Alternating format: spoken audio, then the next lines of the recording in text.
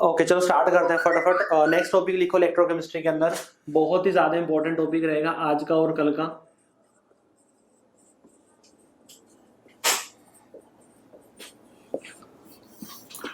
Next जो है हमारा वो है हमारी इलेक्ट्रोकेमिकल सीरीज। अब आप मेरे को ये बताओ कि आपके पास अभी आपके एनसीईआरटी की बुक है या नहीं है?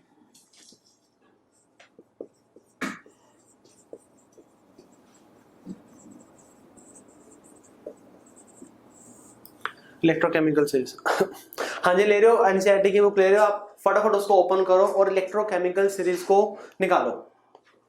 हाँ 2 मिनट वेट करो, ठीक है वेट कर रहे हैं। फटाफट एनसीईआरटी की बुक ओपन करो, अगर किसी के पास है तो अच्छी बात है, वरना ब्राउजर में ओपन कर लो एनसीईआरटी की बुक अगर पीसी में देख रहे हो तो। हाँ पेज नंबर कितने पे है ये? 71 पे, 69 पे। ओके चलो 69 70 के अराउंड पेज नंबर पे होगा, उसको निकालो सबसे पहले। आज उसी के बारे में चर्चा करेंगे अपन।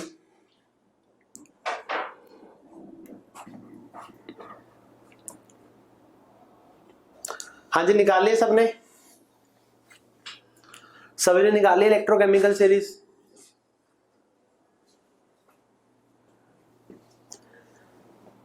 हाँ जी डन। बुकलेट, अच्छा हाँ बुकलेट में भी गिवन होगी, बुकलेट में भी गिवन होगी, बुकलेट में निकाल लो, बुकलेट में भी गिवन है। निकाल लिए सबने? चलो देखो इलेक्ट्रोकेमिकल सीरीज से आपको याद आ गई होगी रिएक्टिविटी सीरीज, 10th क्लास में की होगी आपने, रिएक्टिविटी सीरीज की होगी ना 10th क्लास में। वही है ये इलेक्ट्रोकेमिकल सीरीज, जो रिएक्टिविटी सीरीज है वो हमारी इलेक्ट्रोकेमिकल सीरीज से ही आई हुई है। ओके अब यहाँ पे हम नॉर्मल रिएक्टिविटी के बारे में बात करते थे कि नॉर्मल हमने ऑर्डर है, ऑर्डर के बेस पे हमने उसको अरेंज किया हुआ। ऑर्डर कहाँ से आया? वो ऑर्डर आया हमारी इलेक्ट्रोकेमिस्ट्री से, इलेक्ट्रोकेमिकल सीरीज जो है हमारी वो। ओके अब देखो जो आप इलेक्ट्रोकेमिकल सीरीज उसके अंदर देख रहे होंगे, वहां पे बीच में मतलब बीच से थोड़ा सा नीचे हाइड्रोजन होगा और हाइड्रोजन को ना अंडरलाइन किया होगा। देखो इसके अंदर दिख रहा है हाइड्रोजन, और हाइड्रोजन को ना अंडरलाइन किया हुआ है। हाइड्रोजन को क्या किया हुआ है? अंडरलाइन, हाँ बोल्ड में लिखा होगा, उसको अंडरलाइन किया होगा। ओके और उसकी जो वैल्यू है उसकी वैल्यू 0 गिवन होगी। गिवन है 0? हाँ जी उसकी वैल्यू आपको 0 गिवन होगी, गिवन है। यही अपन ने किया था। ये तो क्या है? शी है। जो भी हम लेंगे हमारा ये तो रेफरेंस इलेक्ट्रोड है, मतलब जो भी हमारी इलेक्ट्रोकेमिकल सीरीज आ रही है ना पूरी, जैसे अभी की थी जिंक की -0.76 गिवन है, कॉपर की कितनी गिवन है? 0.34 गिवन है, एजी कितनी गिवन है सिल्वर की? उसकी 0.8 गिवन है। तो जो भी वैल्यूज हैं ये हाइड्रोजन को रेफरेंस मान के, मतलब जितनी भी पूरी हमारी इलेक्ट्रोकेमिकल सीरीज है उसके अंदर हमने रेफरेंस इलेक्ट्रोड क्या लिया हुआ है? शी लिया हुआ है। ओके एक हमने शी लगाया हुआ है, शी के साथ दूसरा हमने हाफ सेल लिया हुआ है। उसके बेस पे जैसे हमने कल किया था ईएमएफ आएगा, उसी के बेस पे क्या आएगा? हमारा इलेक्ट्रोड पोटेंशियल आएगा। सर ये याद करनी पड़ेगी क्या? देखो याद नहीं करनी, एग्जाम के अंदर क्वेश्चन के अंदर आपको गिवन होती है बट हर बार नहीं होती। कहने का मतलब है कि हाँ कई बार कॉपर की वैल्यू नहीं देगा, वो आपको याद करनी पड़ेगी। मार्क कर लो उसके ऊपर। मैग्नीशियम की याद करनी है आपको, मैग्नीशियम की याद करनी है, उसको मार्क कर लो कौन कौन सी याद करनी है। मैग्नीशियम याद करना है, जिंक याद करना है, कॉपर याद करना है, एजी याद करना है सिल्वर, और आयरन की याद करनी है। अब उसके अंदर ना जैसे कॉपर की 2 वैल्यूज गिवन होंगी, मेरे पास तो खैर अभी नहीं है, पर उसके अंदर कॉपर की डेफिनेटली 2 वैल्यूज गिवन होंगी। एक कॉपर 2 पॉजिटिव 2 इलेक्ट्रॉन गेन करेगा, कॉपर बनाएगा। एक कॉपर पॉजिटिव 1 इलेक्ट्रॉन गेन करेगा और कॉपर बनाएगा। शायद तीसरी भी ना हो, Cu 2 positive plus electron gives, हाँ 2 है 3 है। कॉपर की कितनी वैल्यूज है? कॉपर की ऐसे आयरन 2 है, चलो 2 गिवन है, ठीक है। हाँ ऐसे आयरन की भी गिवन होंगी आपको, ऐसे आयरन की भी गिवन होंगी आपकी, 2-3 वैल्यूज गिवन होंगी। ओके हाँ एजी की भी 2 है, एजी की भी 2 होंगी, ठीक है। आयरन की, अच्छा आयरन की 1 है, ऐसा तो नहीं हो सकता, आयरन की तो 2-3 होनी चाहिए। नहीं 2 है, मतलब मैटर करता है कि आप बुकलेट के अंदर देख रहे हो या फिर एनसीईआरटी में देख रहे हो, 2 होंगी मिनिमम तो, हाँ 2 होंगी। ओके तो देखो Cu 2 positive plus 2 electron give Cu, ये तो मोस्ट इंपॉर्टेंट हुई, ये वाली कौन सी? मोस्ट इंपॉर्टेंट हुई है। ऐसे iron Fe2 positive plus 2 electron gives Fe, एक ये बहुत इंपॉर्टेंट हुई है, ठीक है। जो मेजर है जैसे आयरन, हम ज्यादातर हम जो सल्फेट वगैरह के सोल्यूशन लेते हैं उसके अंदर आयरन हमारा 2 पॉजिटिव के अंदर होता है। ओके तो Fe2 positive plus 2 electron gives Fe, ये वाली याद रखनी है आपको। ऐसे ही Cu2 positive plus 2 electron gives Cu, ये याद रखनी है आपको। हाँ जी ठीक है। Mg2 positive plus 2 electron gives Mg, एक ये याद रखनी है। Ag positive plus electron gives Ag, ये याद रखनी है आपको। ओके, हाइड्रोजन की आपको पता है कि 0 होगी है, बाकी के देखो 4-5 ही याद रख सकते हैं, इससे ज्यादा याद नहीं रखनी। एग्जाम के अंदर मोस्ट ऑफ द टाइम मतलब 95% आपको गिवन होंगी वैल्यूज, बट कई बार क्वेश्चन सिंपल दे देता है तो वैल्यू नहीं देता, वैल्यू सोचता है कि बच्चों को याद होनी चाहिए मोस्ट ऑफ की, तो मोस्ट ऑफ यही है। बाकी क्वेश्चंस करोगे आप, प्रैक्टिस हो जाएगी तो आपको पता चल जाएगी कौन कौन सी गिवन नहीं है, उसके अकॉर्डिंग वही याद करनी है। बाकी ऐसा पूरी टेबल तो हम याद ही नहीं कर सकते ऑब्वियसली, ठीक है ना, प्रैक्टिकल बात ही नहीं है तो कोई। चलो समझ आ गया। अब देखो जो हमारी इलेक्ट्रोकेमिकल सीरीज है ना, सबसे ऊपर देखो, सबसे टॉप पे वहां पे ई नोट लिखा हुआ है, वहां पे स्टैंडर्ड वैल्यूज है, स्टैंडर्ड वैल्यूज, क्योंकि शी के साथ जब भी कनेक्ट करोगे आप स्टैंडर्ड वैल्यूज आएगी, मतलब स्टैंडर्ड ईएमएफ आएगा, स्टैंडर्ड इलेक्ट्रोड पोटेंशियल आएगा। ओके, तो स्टैंडर्ड गिवन है। अब स्टैंडर्ड भी कौन सा गिवन है? रिडक्शन का गिवन है। देखो स्टैंडर्ड भी कौन सा गिवन है? रिडक्शन का गिवन है।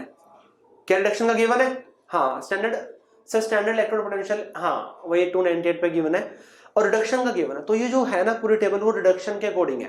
तभी मैंने आपको स्टार्टिंग में बोला था कि रिडक्शन को ही मेन लेके चलना है, और रिडक्शन के बेस पे अपने सारे क्वेश्चंस को सोल्व करना है। ओके, तो जो भी हमें गिवन है वो हमें गिवन है स्टैंडर्ड रिडक्शन पोटेंशियल, हमें गिवन है। क्या गिवन है? Standard reduction potential, that is SRP हमें गिवन है। हमें क्या गिवन है? SRP. Okay, standard reduction potential, ये हमें गिवन है। ओके, समझ आया? इलेक्ट्रोकेमिकल सीरीज वही है, रिएक्टिविटी के ऊपर गिवन है। सबसे ज्यादा रिएक्टिव होगा ऊपर लिथियम, 3.05 आई थिंक वैल्यू होगी इसकी, लिथियम -3.05। देखो गिवन है सबसे ऊपर लिथियम, हाँ सबसे ऊपर आपको लिथियम गिवन होगा, तो उसका देखो, हाँ उसका जो हमारा स्टैंडर्ड रिडक्शन पोटेंशियल है कितना है वो? -3.05। और मैंने आपको बोला था कि जितनी वैल्यू कम होगी स्टैंडर्ड रिडक्शन पोटेंशियल की, जितनी वैल्यू कम होगी, इसका मतलब है कि उतना ही जल्दी दूसरों को क्या करेगा? वो रिड्यूस करेगा। उतना ही जल्दी दूसरों क्या करेगा? वो रिड्यूस करेगा। और उसका खुद का क्या होगा? ऑक्सीडेशन होगा। उसका खुद का क्या होगा? ऑक्सीडेशन होगा। तो जो लिथियम हमारा वो सबसे स्ट्रॉन्ग क्या होगा? रिड्यूसिंग एजेंट हुआ। सबसे स्ट्रॉन्ग क्या होगा? सबसे नीचे आ जाओ, सबसे नीचे फ्लोरीन गिवन है, सबसे नीचे आओ। F2 plus electron gives F negative, given है ये। हाँ, अब फ्लोरीन का नेचर क्या है? क्या फ्लोरीन का नेचर, फ्लोरीन का खुद का क्या होता है? खुद का उसका रिडक्शन होता है, और दूसरों को क्या करता है? वो दूसरों को वो ऑक्सीडाइज करता है। दूसरों क्या करता है? एनसीईआरटी में उल्टा है। एनसीईआरटी में वैल्यूज, अच्छा F2 ऊपर है, हाँ ये गड़बड़ F2 ऊपर है, अच्छा ना भी, मैं तो उन्होंने फिर ऑक्सीडेशन पोटेंशियल दिया हुआ है, उन्होंने फिर वो ऑक्सीडेशन पोटेंशियल दिया हुआ है, रिडक्शन पोटेंशियल के अकॉर्डिंग करने। चलो कोई नहीं, वो तो मान लोगे आप ऊपर नीचे, तो बाकी तो कोई दिक्कत नहीं उसमें। तो F2 की वैल्यू चलो नेगेटिव पॉजिटिव को लेके कर लेते हैं। F2 की वैल्यू सबसे ज्यादा पॉजिटिव में है, रिडक्शन पोटेंशियल की बात कर रहा हूं मैं। F2 की वैल्यू सबसे ज्यादा पॉजिटिव में होगी, रिडक्शन पोटेंशियल की वैल्यू। ओके, तो उसका मतलब क्या होगा? उसका मतलब क्या है कि मैंने कहा जितना रिडक्शन पोटेंशियल कम होगा उतने ही जल्दी दूसरों को क्या करेगा? वो रिड्यूस करेगा। उतना जल्दी दूसरों को क्या करेगा? रिड्यूस करेगा। अब इसका मतलब क्या है? अब इसका जो रिडक्शन पोटेंशियल है सबसे ज्यादा हाई है, सबसे ज्यादा क्या है? वो सबसे ज्यादा हाई है। तो इसका मतलब है कि दूसरों को वो रिड्यूस नहीं करने वाला, दूसरों को फिर वो क्या करेगा? ऑक्सीडाइज करेगा। दूसरों क्या करेगा? फिर वो ऑक्सीडाइज करेगा। ओके, जब दूसरों का ऑक्सीडेशन होगा, ऑक्सीडाइज करेगा, तो खुद का क्या होगा? उसका रिडक्शन होगा। तो खुद का क्या होगा? उसका रिडक्शन होगा। ओके, तो सबसे स्ट्रॉन्गेस्ट ऑक्सीडाइजिंग एजेंट क्या हुआ हमारा? वो हुआ हमारा फ्लोरीन। ओके, हाँ F2 हुआ वो हमारा। नॉर्मल F नहीं बात करेंगे, नॉर्मल F नहीं, कुछ भी है, F2 की बात करेंगे। ओके, क्लियर है? इतना बताओ फटाफट, समझ आया इलेक्ट्रोकेमिकल सीरीज किस तरह वैल्यूज गिवन है? ओके, हाँ चलो अब लिखो इलेक्ट्रोकेमिकल सीरीज हमारी होती क्या है उसके बारे में लिखते हैं, बात करते हैं। पहले इलेक्ट्रोकेमिकल सीरीज हेडिंग डाल लो। लिखो, it is a systematic series of, it is a systematic series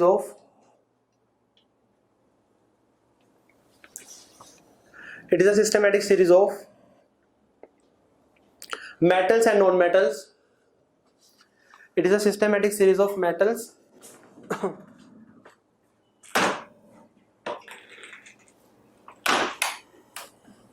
it is a systematic series of metals and non-metals in increasing or decreasing.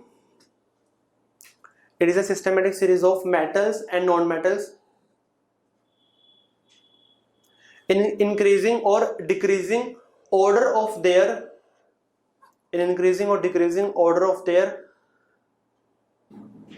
Standard reduction potential और स्टैंडर्ड ऑक्सीडेशन पोटेंशियल, SRP और SOP, ऐसे लिख लेना बस, standard reduction potential और standard oxidation potential. Okay, reduction के according कर लो या फिर ऑक्सीडेशन के अकॉर्डिंग कर लो। हाँ जी, क्लियर, लिख लिया फटाफट।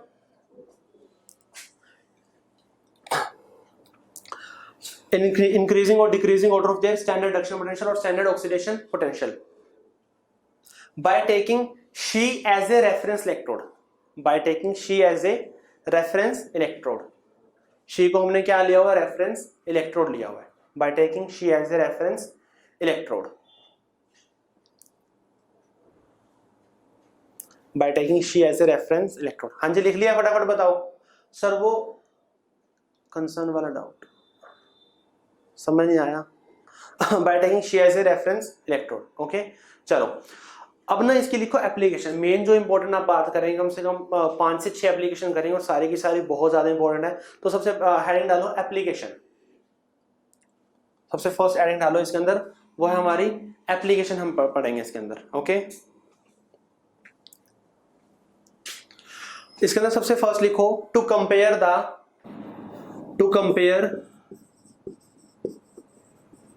Relative oxidising and reducing power. देखो काफी सारी एप्लीकेशंस तो मैंने आपको बताई थी, नॉर्मल जब हमने क्वेश्चंस किए तो काफी सारी एप्लीकेशंस मैंने आपको पहले एक्सप्लेन कर दी, 2-3 तो कर ही दी थी। ओके, तो वह है कि to compare relative oxidising and reducing power. देखो हमें पता है कि स्टैंडर्ड रिडक्शन पोटेंशियल SRP जितना कम होगा, SRP क्या होगा, जितना कम होगा, स्टैंडर्ड रिडक्शन पोटेंशियल की वैल्यू जितनी कम होगी उतना ही जल्दी दूसरों को क्या करेगा, वो रिड्यूस करेगा, उतना जल्दी दूसरों को क्या करेगा, वो रिड्यूस करेगा। सो दैट मीन्स उसकी रिड्यूसिंग पावर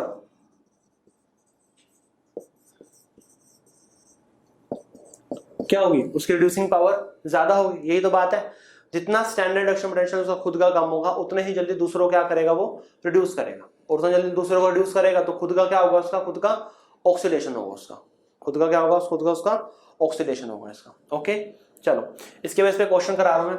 अब वही है कि स्टैंडर्ड रिडक्शन पोटेंशियल के अकॉर्डिंग मैंने किया है, ऐसे ऑक्सीडेशन के अकॉर्डिंग भी कर सकते हो, पर वही है कि उसको याद नहीं रखना, सिर्फ स्टैंडर्ड रिडक्शन पोटेंशियल के बेस पे क्या करना है, आपने इसको याद करना है। अब देखो बाकी क्वेश्चन को कैसे करेंगे, एक क्वेश्चन करो इसके अंदर फटाफट। और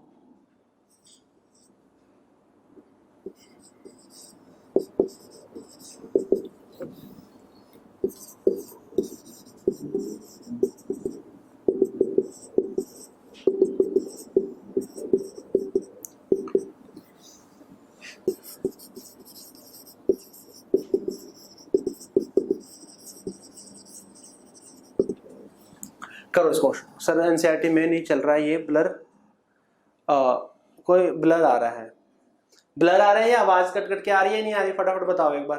किसी बच्चे को नहीं आ रहा, सही दिख रहा क्लियर है? उदय आपकी उसमें ही प्रॉब्लम आ रही है, एक बार ऑन ऑफ करके दोबारा आओ बैकग्राउंड की ऐप सारी हटा दो। बताओ फाइंड ऑक्सीडाइजिंग एजेंट, बताओ थोड़ा ध्यान से, जल्दी नहीं करनी, थोड़ा सा जल्दी नहीं करनी, ध्यान से देखो क्वेश्चन को हाँ गलत कर रहे हैं, पीयूष का गलत है, टीशा का गलत है हर्षित का भी गलत है, मनकीर्त का ठीक है, हार्दिक का ठीक है, देव का ठीक है, रिजुल का गलत है। देखो वही तो मैं बता रहा हूँ ना, आप जल्दी कर रहे हो, जो बच्चे सीयू कर रहे हैं आंसर, सीयू आंसर नहीं है, आंसर है हमारा एजी। अब देखो हाँ आंसर एजी है, और हमें ऑक्सीडाइजिंग एजेंट बताना है, चलो बता लेंगे, इसको साइड में रखो। पहले देखो, पहले हमें गिवन क्या है, क्या हमें ऑक्सीडेशन पोटेंशियल गिवन है या फिर रिडक्शन पोटेंशियल हमें गिवन है, क्या गिवन है हमें ये ऑक्सीडेशन पोटेंशियल गिवन है। ओके, क्योंकि चार्ज क्या हो रहा है, चार्ज इंक्रीज हो रहा है, बट हमें तो ऑक्सीडेशन नहीं चाहिए, हमें तो क्या चाहिए, हमें तो रिडक्शन पोटेंशियल चाहिए। तो इसका रिडक्शन बनाओगे, क्या बनेगा, ई नोट, एजी पॉजिटिव से कहां गया, एजी गया, एजी पॉजिटिव से कहां गया, वो एजी गया, वैल्यू कितनी आएगी इसकी 0.8v। यहां पे क्या आएगा, ई नोट Cu2 पॉजिटिव से कहां गया, ये आएगी। ओके, और हमने बात की थी कि जिसका रिडक्शन पोटेंशियल कम होगा उतना ही जल्दी दूसरों क्या करेगा, वो रिड्यूस करेगा। अब देखो इसका रिडक्शन पोटेंशियल कम है, इसका कम है ना सबसे, तो इसका मतलब हुआ ये क्या हुआ, दूसरों क्या करेगा, दूसरों को रिड्यूस करेगा, इसका मतलब ये रिड्यूसिंग एजेंट हुआ। और अगर ये रिड्यूसिंग एजेंट है तो फिर ये क्या होगा, ये ऑक्सीडाइजिंग एजेंट होगा। अगर ये रिड्यूसिंग है तो दूसरा क्या होगा, फिर दूसरा ऑक्सीडाइजिंग होगा, दूसरा ऑक्सीडाइजिंग एजेंट होगा। समझ आया, फटाफट बताओ पहले एक बार। दूसरा ऑक्सीडाइजिंग एजेंट होगा, ये चीज समझ आई या नहीं आई? हाँ, जो बच्चे गलत कर रहे थे अब उनको देखो, जल्दी नहीं करनी, बिल्कुल भी आराम से करना, कंसेप्ट वही लगेगा, बस ध्यान देखना है कि जो हमें गिवन है जिस तरह हमें निकालना है और जो हमने कंसेप्ट लगाना है, कंसेप्ट वही लगेगा।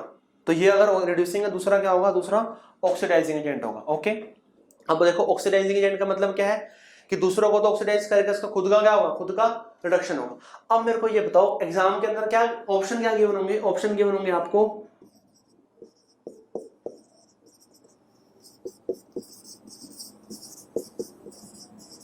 बताओ इनमें चारों में से वो देखो, चलो ये दो ऑप्शन तो गलत ही हो गए, पहले ही हमने निकाल ले।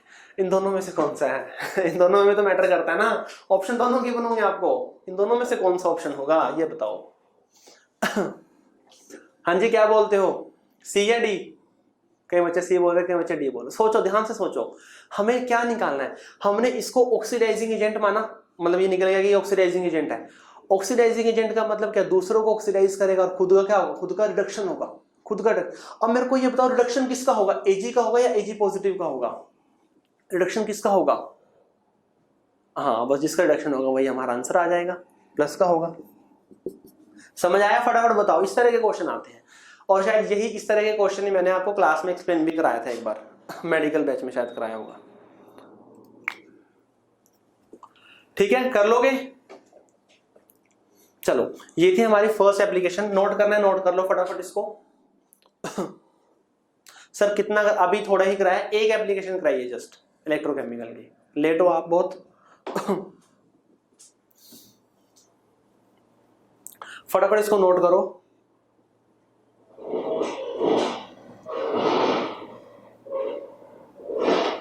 कर लिया? सेकंड एप्लीकेशन लिखो, टू कंपेयर रिलेटिव रिएक्टिविटी।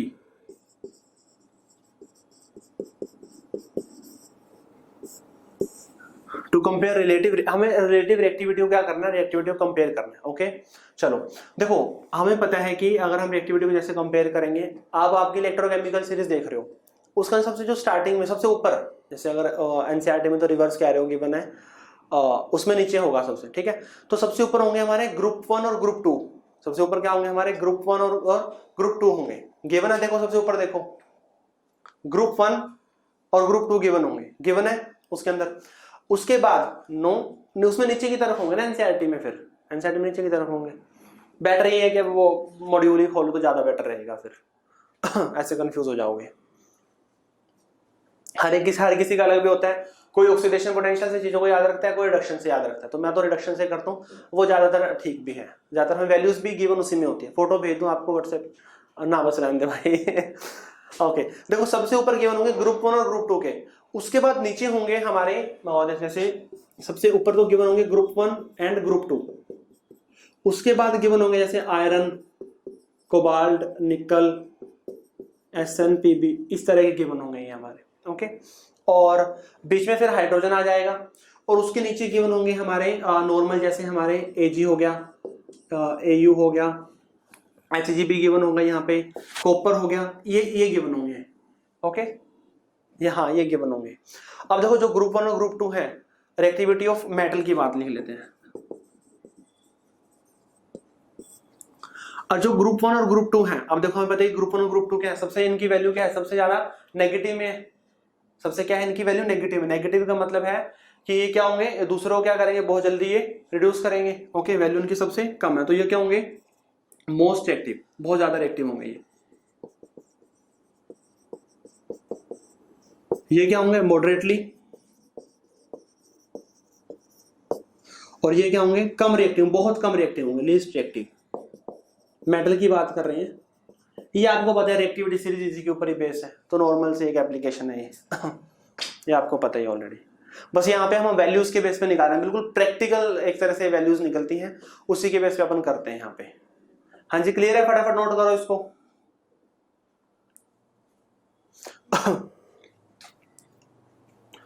अब देखो इसके अंदर जो एक कंसेप्ट और आता है, कंसेप्ट क्या था, जैसे हमने एस ब्लॉक में रिएक्शंस की थी, उसके अंदर क्या था ना, ग्रुप 1 और ग्रुप 2 के मेटल क्या करेंगे, वाटर के साथ रिएक्ट करेंगे, और इवन वो कोल्ड वाटर के साथ भी रिएक्ट करके H2 गैस को निकाल देते हैं, H2 गैस निकलती है वहां से। बताओ किया था ना एस ब्लॉक के अंदर, याद करो रिएक्शंस कराई थी आपको रिएक्टिविटी में। हाँ, और जब इनकी बारी आती है, देखो ये कम रिएक्टिव है, तो जैसे ये तो कोल्ड वाटर के साथ भी निकाल देंगे, कोल्ड वाटर के साथ रिएक्ट करके भी ये H2 गैस को इवोल्व कर देंगे। ओके, अब ये कोल्ड वाटर के साथ नहीं करेंगे, ये या तो हॉट के साथ करेंगे, और अगर और भी रिएक्टिविटी कम है तो ये स्टीम के साथ करेंगे। हाँ, हॉट या फिर स्टीम, स्टीम ही ज्यादातर करते हैं, स्टीम ही करते हैं, स्टीम के साथ रिएक्ट करेंगे तो H2 गैस निकालेंगे। ओके, और ये इनके बारे में बताओ क्या है, इनके बारे में बताओ। ये तो करेंगे ही नहीं ना, क्योंकि इनकी रिएक्टिविटी तो क्या होगी, हाइड्रोजन से भी कम होगी। अब इसका कंसेप्ट बताऊंगा, देखो कैसे आएगा। ये तो H2 गैस को इवोल्व करेंगे ही नहीं, H2 गैस को इवोल्व करेंगे नहीं। ओके, अब देखो होगा क्या, जो हाइड्रोजन से ऊपर है, जो हाइड्रोजन से क्या है आपके इलेक्ट्रोकेमिकल सीरीज में, जो हाइड्रोजन से ऊपर है, भाई एनसीईआरटी वाले सारे उल्टा देखेंगे, उसको ही उल्टा मतलब देख लेना कैसे करना है। ओके, वो नीचे की तरफ देखेंगे, जो हाइड्रोजन से ऊपर है सारे। अब मेरे को ये बताओ, वो एनोड की तरह काम करेंगे या कैथोड की तरह काम करेंगे, बताओ मेरे को। अगर हम उसका शी के साथ कनेक्ट करेंगे उनको, तो बताओ जो वो है ऊपर वाले एनोड की तरह करेंगे। ओके, और जो शी है, शी का क्या काम होगा, शी फिर कहां पे आएगा, शी कैथोड पे शी कैथोड पे। ओके, अब कैथोड पे क्या होता है, कैथोड पे होता है रिडक्शन, कैथोड पे क्या होता है रिडक्शन, और H पॉजिटिव का रिडक्शन होगा तो हमें क्या मिल जाएगी, H2 गैस। H पॉजिटिव का रिडक्शन होगा तो हमें क्या मिल जाएगी, H2 गैस। तो इसलिए ये क्या कर देंगे, H2 गैस को लिबरेट कर देंगे। जो भी रिएक्टिविटी में हाइड्रोजन से ऊपर होंगे, ये वाले और ये वाले क्या करेंगे, H2 गैस निकाल देंगे, क्योंकि कैथोड पे आएगी शी, और कैथोड पे क्या होता है, रिडक्शन होता है, तो H2 गैस यहां से निकलेगी। ओके, वहीं अगर हम बात करें जो उससे नीचे हैं, एनसीईआरटी में जो उनसे ऊपर है, उसके बेस पे क्या होगा, ये कम रिएक्टिव है। अब ये बताओ इनके केस में शी कहां पे आएगा, शी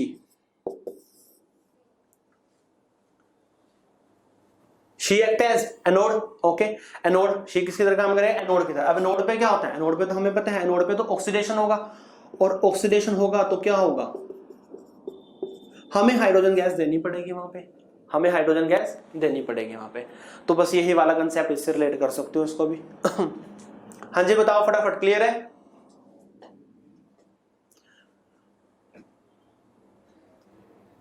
लास्ट रिपीट बता रहा हूं ना। इस केस में क्या होगा, ये इनकी जो, इस केस में अगर जब हम इसको कनेक्ट करेंगे शी के साथ, तो वहां पे जो शी है ना, शी का काम होगा, शी कहां पे आएगी, शी एनोड पे। ओके, और एनोड पे क्या होता है, एनोड पे होता है हमारा ऑक्सीडेशन। जैसे यार कॉपर के साथ कल किया था, मैंने बताया था कि कॉपर वाला आपने अपने आप करना है, कॉपर वाला आपने अपने आप करना है। तो कॉपर को आपने कहां रखा था, बताओ मेरे को, कॉपर को आपने कहां रखा था, राइट हैंड साइड रखा था या फिर लेफ्ट हैंड साइड रखा था, जो मैंने क्वेश्चन दिया था आपको होमवर्क करने के लिए, कॉपर को आपने कहां रखा था, राइट रखा था, लेफ्ट, राइट रखा था ना।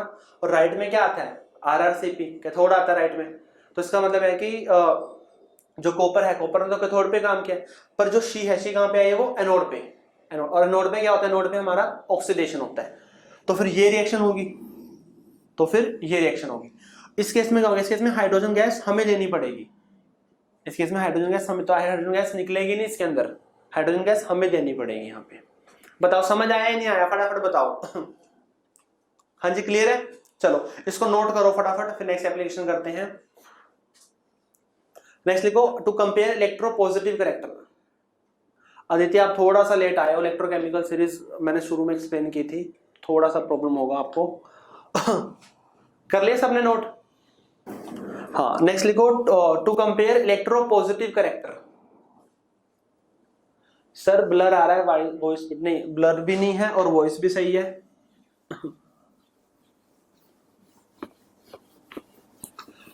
टू कंपेयर इलेक्ट्रोपॉजिटिव करेक्टर,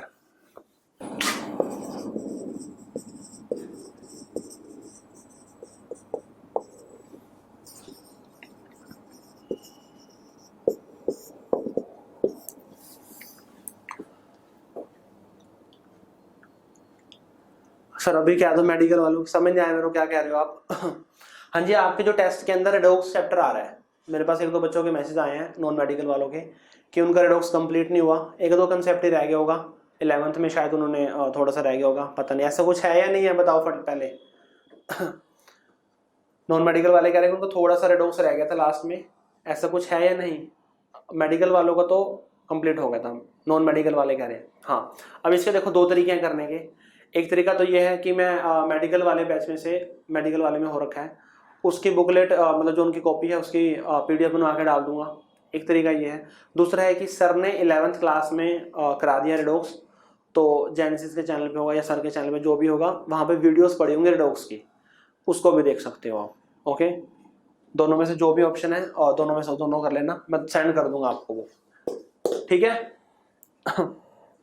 चलो, to compare electropositive character. Okay, electropositive character को हमें कंपेयर करना। देखो जो हमारी रिडक्शन पोटेंशियल है, स्टैंडर्ड रिडक्शन पोटेंशियल, अगर इसकी वैल्यू हमारी -2.0 से कम हुई, -2.0 से कम हुई, ओके, देखो -2.0 मतलब हम NCERT के अकॉर्डिंग नीचे जा रहे हैं और दूसरी मॉड्यूल के अकॉर्डिंग हम ऊपर जा रहे हैं, ओके, लिथियम के पास जा रहे हैं मतलब, ओके। तो उस केस में क्या होगा, उसका इलेक्ट्रोपॉजिटिव कैरेक्टर ज्यादा होगा या फिर कम होगा? उसका इलेक्ट्रोपॉजिटिव कैरेक्टर ज्यादा होगा या फिर कम होगा? बताओ फटाफट मेरे को। ज्यादा होगा, उसका इलेक्ट्रोपॉजिटिव कैरेक्टर क्या होगा हमारे पास? ज्यादा होगा, ओके। तो बहुत ही ज्यादा स्ट्रॉन्गली इलेक्ट्रोपॉजिटिव होंगे, क्या होंगे? स्ट्रॉन्गली इलेक्ट्रोपॉजिटिव होंगे, ओके।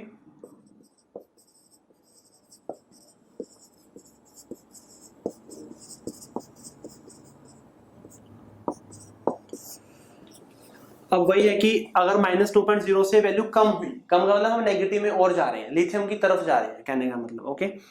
अब ये कि अगर हमारा स्टैंडर्ड रिडक्शन पोटेंशियल -2.0 से कम ज्यादा है और 0 से क्या है, 0 से कम है, -2.0 ज्यादा है, 0 से क्या है, कम है, तो ये क्या होंगे? स्ट्रॉन्गली तो नहीं होंगे, मॉडरेटली इलेक्ट्रोपॉजिटिव।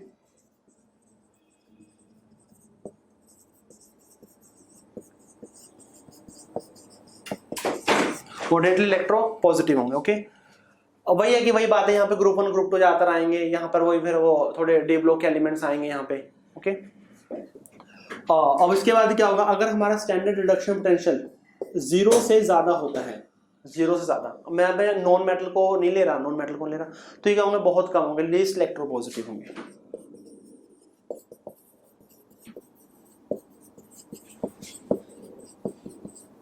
ठीक है, होंगे लीस्ट इलेक्ट्रोपॉजिटिव होंगे, ओके। वही कंसेप्ट है, सेम वही कंसेप्ट को अलग अलग तरीके से हम कर रहे हैं और कुछ नहीं है इसके अंदर। फटाफट इसको नोट करो। हाँ जी, क्लियर है ना? कोई डाउट तो नहीं है?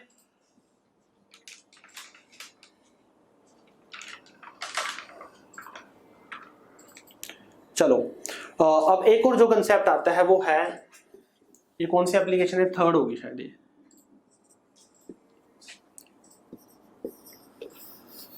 नेक्स्ट लिखो डिस्प्लेसमेंट।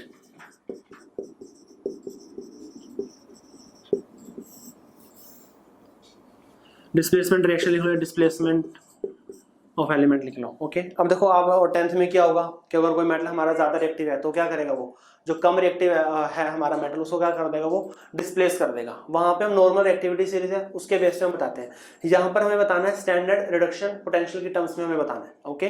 किसके बेस पे बताना है? स्टैंडर्ड रिडक्शन पोटेंशियल के बेस पे बताना है, ओके। अब मेरे को ये बताओ, और अगर किसी का स्टैंडर्ड रिडक्शन पोटेंशियल अगर कम हुआ, अगर किसी का स्टैंडर्ड रिडक्शन पोटेंशियल कम हुआ, तो बताओ वो दूसरों को डिस्प्लेस करेगा या नहीं करेगा जिसका ज्यादा है? सोचो इस बात को, पहले सोचो इस बात को, क्या कहना चाह रहा हूं मैं इस बात। जैसे कोई भी है, जैसे एक हमारा मेटल ये है और ये हमारा M' है, सल्फेट है, उसका सोल्ट का सोल्यूशन है, MsO4 बनेगा और M' हमारा अलग निकल जाएगा। इस तरह से रिएक्शन होगी हमारी मेटल की, ओके। अब देखो, अगर हमारा इसका स्टैंडर्ड रिडक्शन पोटेंशियल कम है, ध्यान रखना हम इसकी बात करें, इसकी बात नहीं करें, अगर इसका स्टैंडर्ड रिडक्शन पोटेंशियल कम है, स्टैंडर्ड रिडक्शन पोटेंशियल कम होने का मतलब क्या है?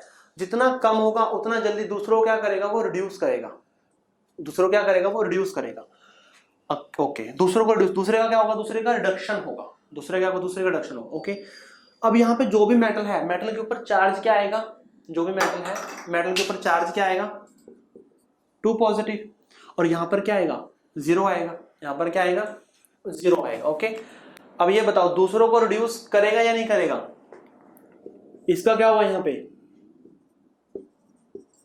रिडक्शन हुआ, तो होगी रिएक्शन, रिएक्शन कैसे होगी, स्पॉन्टेनियस होगी ना। हाँ, बस यही चीज देखनी है आपने, ऐसे तुक्का लगाना। इसका स्टैंडर्ड रिडक्शन पोटेंशियल कम है तो दूसरों को वो रिड्यूस करेगा, दूसरों क्या करेगा, मतलब इसका क्या होगा, इसका रिडक्शन होगा। दैट मीन्स इसका स्टैंडर्ड रिडक्शन पोटेंशियल फिर ज्यादा होगा, इसका कम होगा, इसका क्या होगा फिर ज्यादा होगा। ओके, तो इस तरह से ध्यान रखना हमें। समझ आया नहीं आया, समझ ये वाला बताओ। वो तो आप एग्जांपल कोई भी ले लो, यहाँ पे मैग्नीशियम ले लो, यहाँ पे फेरस सल्फेट ले लो, वो तो जो 10th वाली रिएक्शंस तो वही बनेगी, बट इलेक्ट्रोड पोटेंशियल की टर्म्स में, स्टैंडर्ड रिडक्शन पोटेंशियल की टर्म्स में पता आना चाहिए आपको।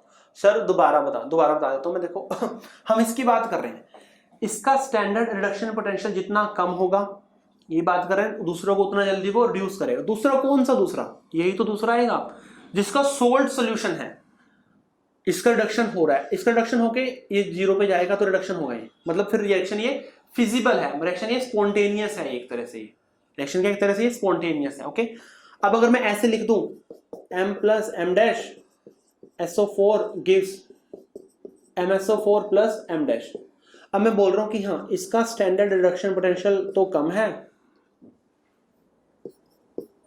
और इसका स्टैंडर्ड रिडक्शन पोटेंशियल ज्यादा है।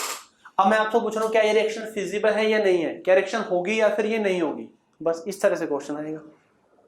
रिएक्शन ये नहीं होगी, समझ रहे ना बात को, तो ये रिएक्शन ये पॉसिबल नहीं है, बस यही बात मैं आपको बताना चाहता हूं। अब समझ आया? अच्छा, ये तो था मेटल के लिए, ये तो किसके लिए था, ये मेटल के लिए था।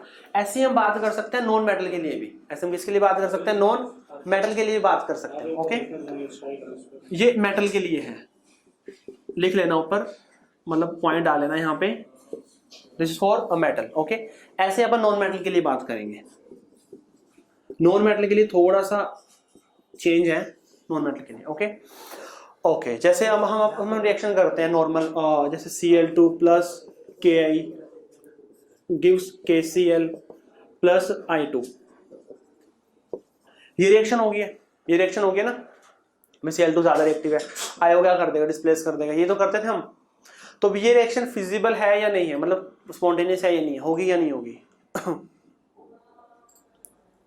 ये रिएक्शन तो होती है, ये रिएक्शन तो होती है, तो ये रिएक्शन है। ओके, अब देखो क्या करने वाले हैं यहाँ पे हम। नॉन मेटल के केस में क्या होगा, जिसका स्टैंडर्ड रिडक्शन पोटेंशियल ज्यादा होगा, इसका स्टैंडर्ड रिडक्शन पोटेंशियल क्या होगा, कम होगा, तब ये रिएक्शन यहाँ पे होगी, तब ये रिएक्शन यहाँ पॉसिबल होगी। मेटल के केस में स्टैंडर्ड रिडक्शन पोटेंशियल हमारा कम होना चाहिए, तब वो हायर वाले को क्या कर देगा, हायर वाले को डिस्प्लेस कर देगा। नॉन मेटल केस में क्या होना चाहिए, स्टैंडर्ड रिडक्शन पोटेंशियल हमारा ज्यादा होना चाहिए और वो लोअर वाले को क्या करेगा, लोअर वाले को डिस्प्लेस करेगा। कैसे देखेंगे, अब देखो इसमें ये चीज क्यों आई, ऐसा क्यों, ध्यान से सोचना इस बात को। इसके अंदर ना, जैसे आयोडीन के ऊपर चार्ज कितना है, -1 है, और इसके यहाँ पे कितना है, 0 है। तो इसका क्या हुआ है, इसका हुआ क्या है, ये -1 से 0 का है तो ऑक्सीडेशन हुआ है, इसका क्या हुआ है, इसका हमारा ऑक्सीडेशन हुआ है। ओके, अब देखो अपन क्या बोलते हैं, जिसका स्टैंडर्ड रिडक्शन पोटेंशियल कम होगा वो उतना ही जल्दी दूसरों को रिड्यूस करेगा, उतना ही जल्दी दूसरों को क्या करेगा, रिड्यूस करेगा। अब की बार इसका कम है और इसका क्या है, ज्यादा है, इसका कम है, तो हम इसके अकॉर्डिंग बात करेंगे। बात जिसका स्टैंडर्ड रिडक्शन पोटेंशियल कम होगा उतना जल्दी दूसरों को क्या करेगा, वो रिड्यूस करेगा। क्या यहाँ पे रिडक्शन हो रही है, क्या यहाँ पे रिडक्शन हो रही है, हो रही है, तो मतलब ये रिएक्शन फिजिबल है हमारी। चेंज क्यों आया, चेंज इसलिए आया कि जो हमारा जो मेन मेटल था यहाँ पे, उसका तो हो रहा है ऑक्सीडेशन, यहाँ पे मेटल से M2 पॉजिटिव का ऑक्सीडेशन हो रहा है। इस केस में जो ये हमारा है ना, 0 से कहाँ गया, -1, इस केस में यहाँ पे हो रहा है उसका रिडक्शन हो रहा है, इसलिए ना ये वैल्यू कम ज्यादा वाली क्या होगी, आपस में चेंज होगी है, वैल्यू क्या होगी, आपस में चेंज होगी। समझ आया या नहीं आया, ये समझ आया या नहीं आया, पहले बताओ। वैल्यूज इसलिए क्या हो गया, चेंज हो गया। यहाँ पे मेटल का चार्ज इंक्रीज हो रहा है तो मेटल का ऑक्सीडेशन हो रहा है, जो हमारा बाहर बाद में हमने ऐड किया। यहाँ पे क्या हो रहा है, यहाँ पे उसका चार्ज डिक्रीज हो रहा है, मतलब उसका रिडक्शन हो रहा है, तो इसलिए ये चीजें क्या हो जाएंगी, आपस में चेंज हो जाएंगी। तो ये लिख लेना कि मेटल के लिए ये है और नॉन मेटल के लिए ये। कंसेप्ट वही है, कंसेप्ट चेंज नहीं होगा कभी भी, कंसेप्ट हमारा वो ही रहेगा। हाँ जी बताओ पहले सर, ये मतलब है कि मेटल के लिए स्टैंडर्ड रिएक्शन से ज्यादा और नॉन मेटल के लिए हाँ, अगर रिएक्शन फिजिबल करनी है, डिस्प्लेसमेंट रिएक्शन, तो ये होना चाहिए। फिर एक बार नोट करो इसको। कर लिया? चलो मैं एक दो क्वेश्चन दे रहा हूँ आपको इसी बेस पे ही, बिल्कुल सिंपल से क्वेश्चन है। चलो मैं वैसे ही बोल रहा हूँ, नॉर्मली एक सिंगल लाइन का क्वेश्चन है वो। लिखो, is it safe to stir STIR AgNO3 solution with, it is safe to stir AgNO3 solution, repeat, मैंने तो बोला ही नहीं कुछ। Is it safe to stir AgNO3 solution with copper spatula with copper spatula तो देख लेना यार स्पेलिंग में, SPATUAL है। नो, क्यों नो? स्पैचुला तो पता होगा ना, रिएक्शन होगी या नहीं होगी, मतलब सेफ है या नहीं है, जो क्वेश्चन है सेफ है या नहीं है, सेफ है या नहीं है, पहले बताओ, यस और नो।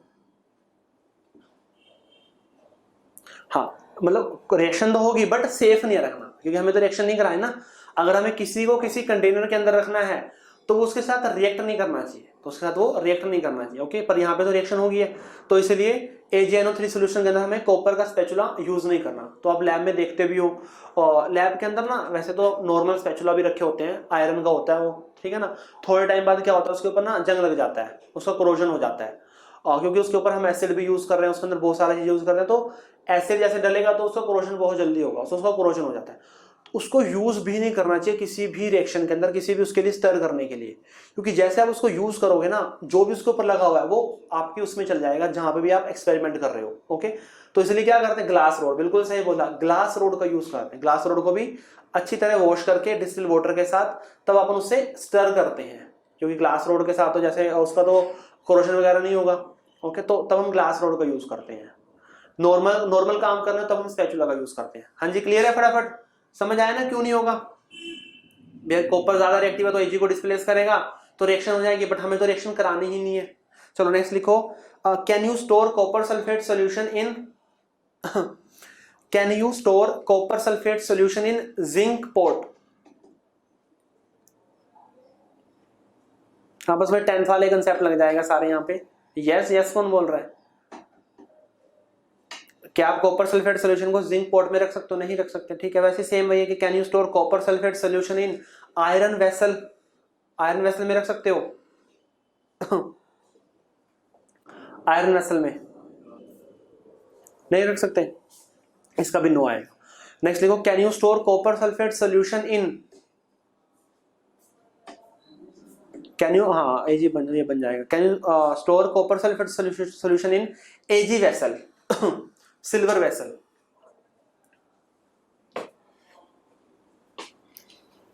हाँ जी, इसका बताओ, इसका क्या आएगा? इसका हमारा यस आएगा, उसको हम उसके अंदर रख सकते हैं। क्यों रख सकते हैं?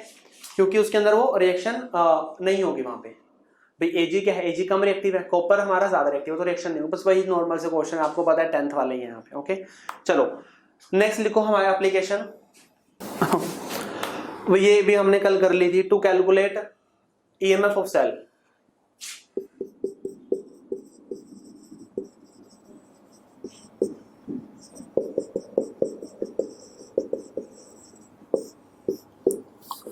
देखो इलेक्ट्रोकेमिस्ट्री वैसे तो बिल्कुल इजी चैप्टर है, क्वेश्चन लिखवा रहे हैं, नहीं नेक्स्ट एप्लीकेशन कर रहे हैं। देखो इलेक्ट्रोकेमिस्ट्री वैसे तो हमारा 5th है, इजी चैप्टर, पर बच्चे ना इसके अंदर कंफ्यूज ज्यादा होते हैं, तो सोल्व कम कर पाते हैं क्वेश्चंस को। यही मेन प्रॉब्लम है यहाँ पे, कि वो कंफ्यूज हो जाते हैं, क्योंकि कंसेप्ट ना आपस में थोड़े ओवरलैप कर जाते हैं, कि वो मल्टीपल चीजें याद कर लेते हैं।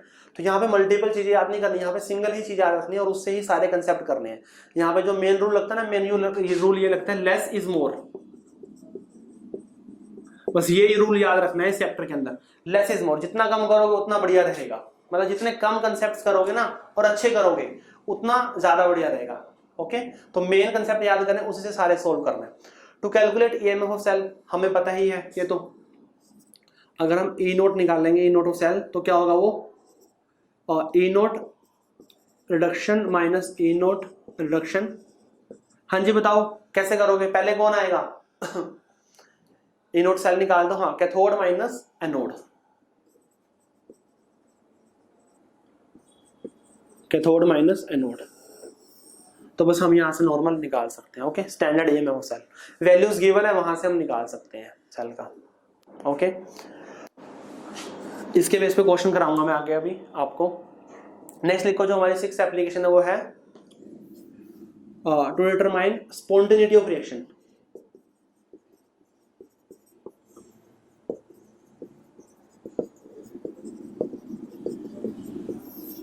स्पॉन्टेनिटी ऑफ रिएक्शन का भी हमें यहां से पता चलता है। अभी बताऊंगा मैं आपको यहाँ पे कैसे पता चलेगा। पहले ये बताओ, ये नोट कर लिया ना आपने कि रिएक्शन हमारी स्पॉन्टेनियस है या फिर रिएक्शन हमारी नॉन स्पॉन्टेनियस है, वो हमें कैसे पता चलेगा। ओके, अब देखो, जहां से जो हमारा ई नोट ऑफ सेल आता है ना, यहां से जो हमारा ई नोट ऑफ सेल आएगा, ये हमेशा पॉजिटिव रहता है। इसकी वैल्यू क्या होती है? इसकी वैल्यू हमेशा पॉजिटिव होगी। कहने का मतलब कि अगर इसकी वैल्यू हमारी पॉजिटिव हुई तो रिएक्शन क्या, रिएक्शन हमारी स्पॉन्टेनियस है, मतलब स्पॉन्टेनियस रिएक्शंस की वैल्यू क्या आएगी? इसकी पॉजिटिव आएगी। बट कई केस में ऐसा होगा कि वैल्यू नेगेटिव आ रही है, जैसे उन्होंने पहले बोल दिया कि हाँ इसको यही लेना है, मतलब आपने इसका रिडक्शन ही करना है। तो एकदम हाइपोथेटिकल कोई केस ले लिया, या फिर आपको ऑलरेडी ई नोट सेल की वैल्यू आपको गिवन है और वो नेगेटिव के अंदर गिवन है, और नेगेटिव के अंदर इसकी वैल्यू कभी भी नहीं होती। ओके, अगर वो हमारा सेल सही है तो उसकी वैल्यू हमेशा क्या होगी? पॉजिटिव के अंदर होगी। अगर वैल्यू नेगेटिव है या फिर नेगेटिव आ रही है तो रिएक्शन कैसी होगी हमारी? वो नॉन स्पॉन्टेनियस होगी। तो रिएक्शन कैसे होगी? रिएक्शन हमारी नॉन स्पॉन्टेनियस। इसको, इस चीज को याद रखना है आपने। स्पॉन्टेनिटी का एक कंसेप्ट तो यही है ई नोट सेल के ऊपर। ओके, एक डेल्टा जी के ऊपर भी करते हैं, वो भी बताऊंगा आपको। करो इसको, मैं एक क्वेश्चन दे रहा हूं। कर लिए? चलो क्वेश्चन लिखो फिर एक। Can a nickel spatula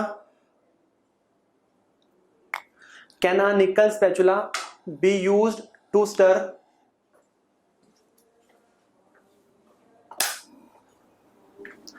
can a nickel spatula be used to stir a solution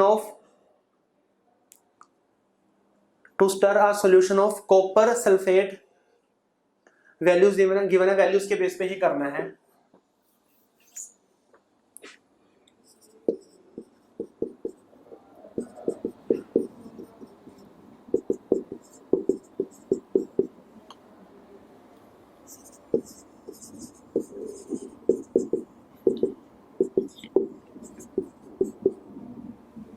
ये है।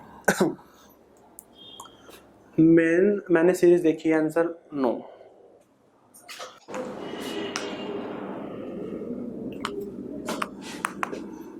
नो क्यों कर रहे हो? पहले निकालो, पहले ई नोट ऑफ सेल निकालो इसका, पहले ई नोट ऑफ सेल निकालो।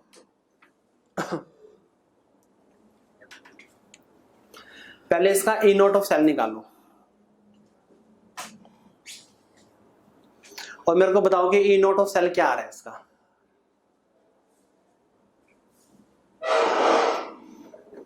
पहले ई नोट सेल निकालो, फिर देखो वहां से वैल्यू पॉजिटिव आ रही है, नेगेटिव आ रही है, क्या आ रही है, क्या नहीं आ रही।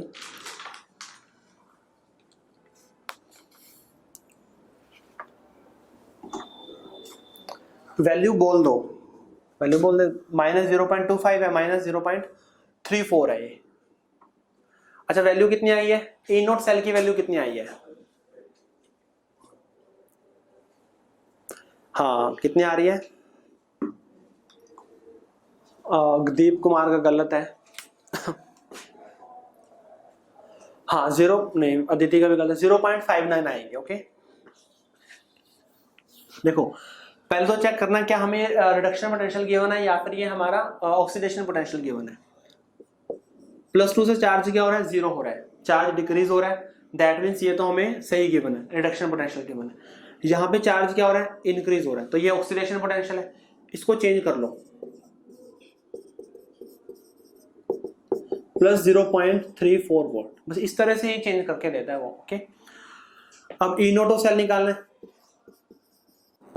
अब ई नोट ऑफ सेल में हमें क्या करना है, दोनों का रिडक्शन निकालिए, एक ये वैल्यू और एक ये वैल्यू। अब कैथोड माइनस एनोड करना है। अब हमें कैथोड माइनस एनोड का भी पता होना चाहिए कि कैथोड माइनस एनोड कौन सा होगा। ओके, हमें पता है कि जिसका रिडक्शन पोटेंशियल कम होगा, जिसका रिडक्शन पोटेंशियल क्या क्या क्या होगा, कम होगा। ओके, उतना जल्दी दूसरों क्या करेगा, वो रिड्यूस करेगा। दूसरे का तो रिडक्शन होगा, इसका खुद का क्या होगा, ऑक्सीडेशन होगा। खुद को ऑक्सीडेशन का मतलब है कि ये हो गया हमारा एनोड और ये हो गया हमारा कैथोड। क्या इतना सही है, ये हो गया एनोड और ये क्या हो गया, कैथोड हो गया। ठीक है ना, बस क्या करो, कैथोड माइनस एनोड कर दो। 0.34 माइनस माइनस ऑफ 0.25 0.59 वी। कहने का मतलब कि जो रिएक्शन है, रिएक्शन क्या है हमारी, स्पॉन्टेनियस रिएक्शन है। रिएक्शन कैसे, रिएक्शन हमारी स्पॉन्टेनियस, मतलब रिएक्शन होगी, रिएक्शन होगी। अब क्वेश्चन क्या था, क्वेश्चन ये था कि क्या किसको स्टर करना है, can a nickel spatula can be used to stir a solution of copper sulphate. नहीं कर सकते, नो आएगा इसका आंसर, नहीं कर सकते। देखो रिएक्टिविटी से भी कर सकते हैं, माना आयुष आप रिएक्टिविटी से कर सकते हो, बट अगर वो तो बिल्कुल एग्जैक्ट वैल्यूज है। मान लो आपको कोई हाइपोथेटिकल वैल्यूज गिवन है, कोई जो हो भी नहीं सकती, वो आपको गिवन है और फिर पूछ रहा है आपसे, तो रिएक्टिविटी से तो आंसर फिर गलत आ जाएगा आपका। ठीक है ना, तो जरूरी नहीं है कि ये वैल्यू हर बार सही हो। क्या पता है क्वेश्चन ऐसा बना दे कि वैल्यू उसके अंदर गलत दे दे, हाइपोथेटिकल दे जो होगी ही नहीं, जो वो चाहता है कि ई नोट सेल हमारा नेगेटिव आए। ओके, तो उसके अकॉर्डिंग हाँ कैथोड नोट से कर लोगे वो तो ठीक है आपकी बात। वो मतलब सेल को रिप्रेजेंट करके देते हो तो फिर उस केस में आप कैथोड नोड को भी चूज नहीं कर पाओगे। मतलब आप ये कह रहे हो ना, मान लो वैल्यू कम ज्यादा जैसे भी दी, बट अगर आपको सेल ही रिप्रेजेंटेशन दी हुई है, सेल की रिप्रेजेंटेशन, तो उस केस में कंफर्म हो जाए कि आपको लेफ्ट वाले को नोड लेना पड़ेगा और राइट वाले को कैथोड लेना पड़ेगा। तब आपके पास ऑप्शन नहीं है कि आप कैथोड जिस मर्जी को लो और एनोड जिस मर्जी को लो। जिसकी कम वैल्यू है उसको आप एनोड ले लो, जिसकी ज्यादा वैल्यू उसको आप कैथोड ले लो। फिर आपके पास ऑप्शन ही रहेगा, फिर आपको सेल के अकॉर्डिंग करना पड़ेगा और वो फिर हाइपोथेटिकल केस हो जाता है। समझ आया नहीं आया जो पॉइंट मैंने बताया आप ये?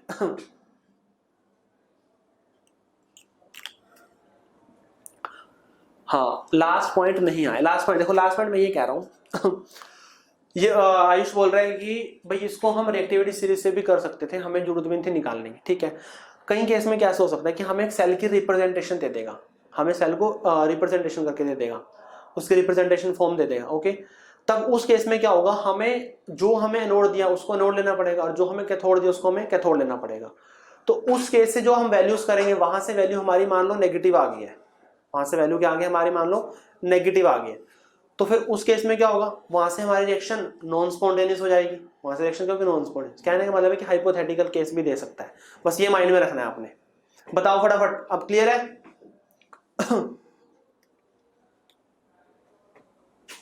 हाँ जी बताओ फटाफट, नोट करो इसको फटाफट, ये अच्छा क्वेश्चन था ये, इसको लिख लेना भाई सबसे ऊपर। लेस इज मोर इलेक्ट्रोकेमिस्ट्री के अंदर जितना कम करोगे उतना अच्छा रहेगा। चलो, अब अपन ना थर्मोडायनेमिक्स में कंसेप्ट किया था, थर्मोडायनेमिक्स में हमने कंसेप्ट किया था। कंसेप्ट क्या किया था वहां पे हमने कंसेप्ट किया था intensive properties and extensive properties. याद है आपको? इंटेंसिव एंड एक्सटेंसिव प्रॉपर्टीज का कंसेप्ट किया था। ओके, चलो इंटेंसिव प्रॉपर्टी क्या थी? इंटेंसिव प्रॉपर्टी मैंने बताया था कि अगर आप इंटेंसिव लिख रहे हो, इंटेंसिव का एन उठा दो और उसको नेचर बना दो, मतलब वो प्रॉपर्टीज जो नेचर के ऊपर डिपेंड करेंगी, जो मतलब मास के ऊपर, मोल्स के ऊपर, अमाउंट के ऊपर डिपेंड नहीं करेंगी। ये यही कंसेप्ट था। बताओ, मास पे डिपेंड ना करें। हाँ, कहते ना इंटेंसिव का एन उठा दो और नेचर बना दो उसको। ओके, चलो अब होता क्या है, और अच्छा मैंने वहां पे एक बात और लिखाई होगी, जो हमारी इंटेंसिव प्रॉपर्टी है, अब आपने मेरे को बताना है वो एडिटिव नेचर की है या फिर वो नॉन एडिटिव नेचर की है। वो एडिटिव नेचर की हैं या फिर वो नॉन एडिटिव नेचर की हैं? क्या ये बात लिखवाई है मैंने? लिखवाई होगी जरूर। नहीं लिखवाई भाई, जिनके मतलब स्टार्टिंग में मैंने थर्मो बाद में कराया था, वो बीच से मिस कराया था। नॉन एडिटिव नेचर के होते हैं। ओके, चलो अब यहीं पे उसका एप्लीकेशन का बहुत ज्यादा यूज है उसका, जो हम ये करेंगे, बहुत ही इंपॉर्टेंट एप्लीकेशन है ये। 6 एप्लीकेशन होगी हमारी, वेरी वेरी इंपॉर्टेंट। एक छोटा सा क्वेश्चन बन जाता है इस पे, बोर्ड के अंदर भी आता है। अच्छा, अब है क्या ये इंटेंसिव नेचर ऑफ ईएमएफ। होता क्या कि जो हमारा ईएमएफ है हमारा ए या फिर ए नोट, ओके 6 7th है, 7th कर लो। जो हमारा ईएमएफ है ए या फिर ए नोट वो इंटेंसिव प्रॉपर्टी है। वो क्या, वो हमारे इंटेंसिव, इंटेंसिव का मतलब है कि वो नेचर के ऊपर डिपेंड करेगी, वो डिपेंड नहीं करेगी कि अमाउंट के ऊपर। ओके, नेचर में हमने कौन कौन सा, किस नेचर का हमारा इलेक्ट्रोड है, किस नेचर का हमारा सोल्यूशन इलेक्ट्रोलाइट है, उस नेचर के ऊपर डिपेंड करेगी। ओके, अमाउंट के ऊपर डिपेंड नहीं करेगी वो। ये हमारी इंटेंसिव प्रॉपर्टी है। ओके, जो हम ईएमएफ निकालते हैं सेल का वो नेचर के ऊपर डिपेंड है। हमने कॉपर लिया या फिर हमने एजी लिया है, जिंक लिया या फिर हमने निकल लिया, उसके ऊपर डिपेंड करेगा, वो नेचर के ऊपर डिपेंड करेगा। जिंक तो लिया है पर कम लिया है ज्यादा लिया, उसके ऊपर डिपेंड नहीं करेगी वो। ओके, जो सेल का ईएमएफ है अगर हम चाहे इलेक्ट्रोलाइट कम लें चाहे ज्यादा लें, ईएमएफ हमारा सेम आएगा। ईएमएफ क्या आएगा, ईएमएफ हमारा सेम आएगा। बट हाँ, अगर हम नेचर ही चेंज कर दें, जिंक की जगह हमने कॉपर ले लिया या कुछ और ले लिया, तब हमारा ईएमएफ चेंज हो जाएगा। ये बात समझ आई नहीं आई? ये बात समझ आई है या नहीं आई है? ठीक है ना, मतलब इंटेंसिव नेचर होता है ईएमएफ का, बस इतना ध्यान रखो। वहां पे शायद मैंने एग्जांपल लिखाया होगा EMF of cell, new batch में शायद कराया होगा। चलो, इंटेंसिव नेचर ऑफ ईएमएफ। अब इंटेंसिव की ना एक खास बात होती है कि वो नॉन एडिटिव होती है।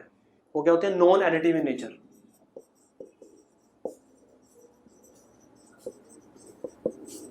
Non additive in nature. अब नॉन एडिटिव का मतलब क्या है? नॉन एडिटिव का मतलब है कि हम उसको सिंपली ऐड नहीं कर सकते, यही इसकी खास बात है। कहने का मतलब है कि अगर मेरे को ना E1 प्लस E2 करना है और मैं कहूँगा मेरे को उससे E3 मिलेगा, ये बात ही सही नहीं है, ये बिल्कुल रॉन्ग है, ये गलत बात है। ये कर ही नहीं सकते हम उसको इस तरह से।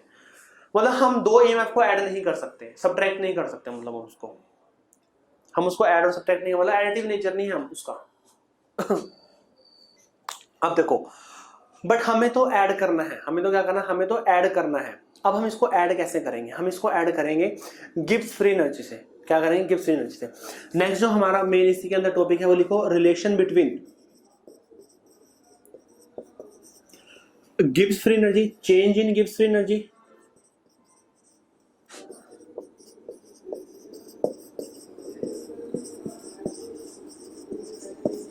एंड ईएमएफ ऑफ सेल, इनके बीच में रिलेशन है। ओके, अब देखो थर्मोडायनेमिक्स में ये एक और कंसेप्ट आता है कि जो थर्मोडायनेमिक्स में जो हम वर्क निकालते हैं ना वो हमारा पीवी वर्क होता है, या फिर उसको मैकेनिकल वर्क बोलते हैं।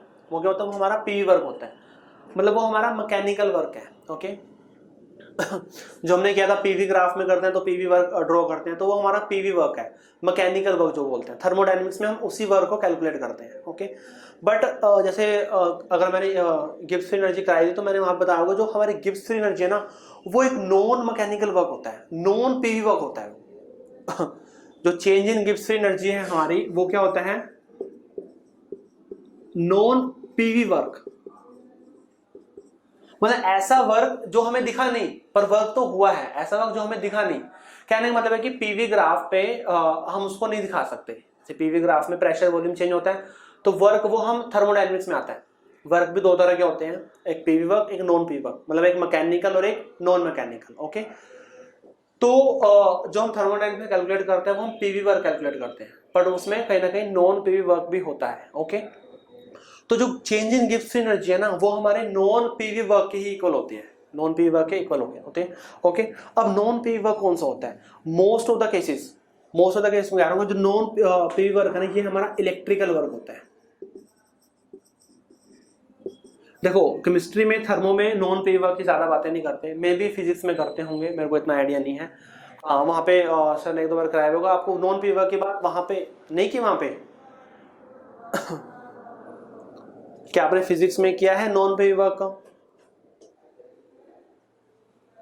नहीं किया। ओके, चलो देखो जो हमारे चेंज इन गिब्स एनर्जी होते हैं ना वो हमारा नॉन पीवी वर्क इक्वल होती है। ओके, अब ये ना ये नॉन पीवी वर्क मैंने मेडिकल में भी नहीं हुआ था, नॉन मेडिकल में था, बट मैंने शायद न्यू बैच में कराया था नॉन पीवी वर्क।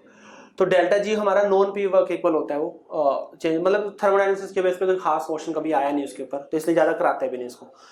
अब ये जो हमारा नॉन पीवी वर्क है, नॉन पी वर्क का मतलब एक होता है हमारा पी वर्क, जो प्रेशर वॉल्यूम है, जो भी वर्क होगा हम इसको यहाँ पे दिखाएंगे। नॉन पी वर्क है कि हम उसको यहाँ पे रिप्रेजेंट नहीं कर पाएंगे कि पी वर्क नहीं है, प्रेशर वॉल्यूम में चेंज नहीं हुआ। तो वही जो वर्क होता है ना वो हमारा इलेक्ट्रिकल वर्क होता है। वो क्या होता है? वो हमारा इलेक्ट्रिकल वर्क होता है और उसको हम इलेक्ट्रोकेमिस्ट्री के अंदर कैलकुलेट करते हैं। उसी वर्क को हम इलेक्ट्रोकेमिस्ट्री के अंदर कैलकुलेट करते हैं। जो non P work that is electrical work, उसको हम इलेक्ट्रोकेमिस्ट्री के अंदर कैलकुलेट करते हैं। ओके, अब इलेक्ट्रिकल वर्क आपने निकाला होगा इलेक्ट्रिकल वर्क बताओ क्या वैल्यू आई है उसकी? हाँ क्यूवी, बिल्कुल सही बोल रहे हो, क्यूवी। नॉर्मली यूज करते हैं यहाँ पे, जैसे हमारा डब्ल्यू क्या आ गया, क्यू वी आ गया। ओके, वी को यहाँ पे हम ई से दिखाते हैं, वही हमारा वोल्टेज होगा, यहाँ पे हम ई से दिखाते हैं। ओके, तो क्यू ई हो गया हमारा। अब क्यू क्या? क्यू हमारा चार्ज है। क्यू क्या? क्यू हमारा चार्ज है। अब यहाँ पे हो रहे हैं इलेक्ट्रॉन की डिस्प्लेसमेंट। यहाँ पे क्या हो रहा है? इलेक्ट्रॉन की डिस्प्लेसमेंट हो रही है। फिर एक इलेक्ट्रॉन में चेंज आया, 2 इलेक्ट्रॉन में चेंज आया, कितने में चेंज आया? मतलब 1 मोल में चेंज आया इलेक्ट्रॉन में, 2 मोल इलेक्ट्रॉन में चेंज आया। तो यहाँ पे जो चार्ज निकालेंगे ना वो हम इलेक्ट्रॉन के अकॉर्डिंग निकालेंगे। 1 मोल इलेक्ट्रॉन, 2 मोल इलेक्ट्रॉन, 3 मोल इलेक्ट्रॉन। ओके, और हमें पता है कि 1 मोल इलेक्ट्रॉन पे चार्ज कितना होता है? 1 फेराडे। 1 मोल इलेक्ट्रॉन पे चार्ज कितना हो गया? 1 फेराडे होता है। मान लो कि n मोल इलेक्ट्रॉन का डिस्प्लेसमेंट हुआ है, n मोल इलेक्ट्रॉन का डिस्प्लेसमेंट हुआ है, तो वहां पे चार्ज कितना आ जाएगा? NF। चार्ज कितना आएगा? NF। अब इलेक्ट्रॉन पे चार्ज कैसा होता है? इलेक्ट्रॉन पे चार्ज होता है नेगेटिव चार्ज, तो फिर नेगेटिव लगा दोगे। तो Q इज इक्वल टू क्या आ गया? नेगेटिव ऑफ NF आ गया।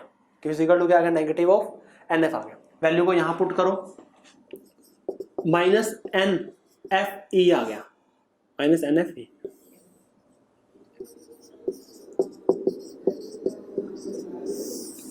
तो डेल्टा जी क्या आ गया? डेल्टा जी आ गया हमारा माइनस NFE। डेल्टा जी क्या आ गया? माइनस NFE आ गया। बताओ ये चीज समझ आई या नहीं आई?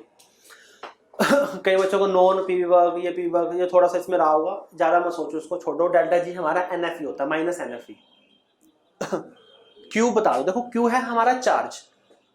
अब यहाँ पे रिएक्शंस में बात करें, इलेक्शन में इलेक्ट्रॉन की हम डिस्प्लेसमेंट कर रहे हैं, इलेक्ट्रॉन कोई गेन कर रहा है, कोई लूज कर रहा है। 1 मोल इलेक्ट्रॉन कोई गेन लूज कर रहा है, 2 मोल इलेक्ट्रॉन कोई गेन लूज कर रहा है। तो वो क्या हो गया हमारा भाई? 1 मोल इलेक्ट्रॉन पे चार्ज कितना हो गया? 1 फेराडे। मान लो n मोल इलेक्ट्रॉन की डिस्प्लेसमेंट हो रही है, तो NF आ गया। और इलेक्ट्रॉन पे चार्ज कैसा होता है? नेगेटिव चार्ज, तो नेगेटिव साइन आ गया। ओके, और वो उसको नेगेटिव को हमने यहाँ पुट किया इसको, और W हमारा डेल्टा जी का इक्वल था। तो डेल्टा जी क्या आ गया? NF। बहुत ही ज्यादा इंपॉर्टेंट फॉर्मूला है ये, बहुत ज्यादा important. Delta G is equal to NFE। और अगर इसी की हम स्टैंडर्ड स्टेट में बात करेंगे, delta G naught is equal to minus NFE naught. अगर स्टैंडर्ड में गिब्स फ्री एनर्जी निकालोगे तो E नोट भी क्या आ जाएगा? E नोट भी हमारा स्टैंडर्ड में आ जाएगा। सर लास्ट में क्वेश्चन कराया था सर ने, अच्छा एक क्वेश्चन कराया होगा सर ने, हाँ नॉन पी वर्क का कराया होगा। बताओ इतना क्लियर है नहीं क्लियर? इतना क्लियर है नहीं क्लियर? ठीक है। अब इस ये हमने क्यों किया? ये हमने इसलिए किया, जो हमारी गिब्स फ्री एनर्जी है ना, जिसका नेचर है एक्सटेंसिव। इसका नेचर कैसे? अब ये एनर्जी है, एनर्जी तो हमने कही थी सारी एनर्जी क्या होती है? एक्सटेंसिव नेचर की होती है, अमाउंट के ऊपर डिपेंड करती है वो तो। और अगर ये एक्सटेंसिव है तो उसका नेचर कैसा होगा? एडिटिव। इसका नेचर कैसा होगा? इसका नेचर हमारा एडिटिव होगा। ओके, अब इसको मतलब हम डायरेक्टली ईएमएफ को तो ऐड और सब्ट्रैक्ट नहीं कर सकते, बट हमें करना तो पड़ेगा क्योंकि हमें क्वेश्चंस में करना पड़ता है। बट हम डायरेक्टली नहीं कर सकते, बट इनडायरेक्टली कर सकते हैं with the help of change in Gibbs free energy. Directly नहीं कर सकते हम इसको, बट इनडायरेक्टली करना है हमें। कैसे करना है? With the help of change in Gibbs free energy. जैसे 1 और 2 को 3 के इक्वल करना है, तो हम कैसे करेंगे? Delta G one plus delta G 2 is equal to delta G 3। ये तो कर सकते हैं, ये तो कर सकते हैं ना, क्योंकि ये एक्सटेंसिव है और इसका नेचर कैसा है? एडिटिव है। अब डेल्टा जी वन की वैल्यू पुट करो, minus NFE1 minus NFE2 minus NFE3। इस तरह से हम वैल्यू को फिर उसकी वैल्यू को, डेल्टा जी की वैल्यू को NFE की टर्म्स में पुट कर देंगे। ओके, हर एक का n अलग अलग होगा, बट f तो क्या होगा? सबका सेम होगा। वो मैं क्वेश्चन कराऊंगा तभी समझ आएगा। मेजरली है कि ये एडिटिव है, नॉन एडिटिव है, यही सब समझ आया नहीं समझ आया? इसको नोट करो, फिर क्वेश्चन कराता हूं, बहुत ज्यादा इंपॉर्टेंट है। और 3-4 क्वेश्चन घर के लिए करने के लिए भी दूंगा। पहले इसको नोट करो पर।